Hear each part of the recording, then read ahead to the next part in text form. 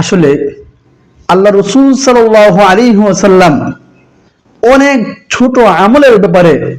অনেক বেশি ফজিলতের কথা রাসূল আকরাম সাল্লাল্লাহু আলাইহি ওয়াসাল্লাম হাদিসের মধ্যে উল্লেখ করেছেন। যেমন একটি হাদিস হযরত উকবা ইবনে আমির রাদিয়াল্লাহু তাআলা আনহু থেকে বর্ণিত। তিনি বলেন, قال رسول الله صلى الله عليه وسلم, আল্লাহ রাসূল সাল্লাল্লাহু আলাইহি ওয়াসাল্লাম বলেছেন, মা মিন আহাদিন মিনকুম ইয়াতাওয়াজ্জাউ, তোমাদের মধ্যে থেকে যে ব্যক্তি ওযু করবে, ফায়ুহসিনুল ওযুআ, উত্তম রূপে ওযু করবে, সুম্মা ইয়াকুল,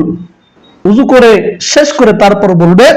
আশহাদু আল্লা ইলাহা ইল্লাল্লাহ ওয়া আন্না মুহাম্মাদান আবদুহু ওয়া রাসূলুহু, যে এই বাক্যটি বলবে, এই কালিমাটি বলবে, এই দোয়াটি বলবে, আল্লাহ রাসূল সাল্লাল্লাহু আলাইহি ওয়াসাল্লাম তার সম্পর্কে এই হাদিসের মধ্যে বলেছেন, ইল্লা ফুতিহাত লাহু আবওয়াবুল জান্নাতি সামানিয়া,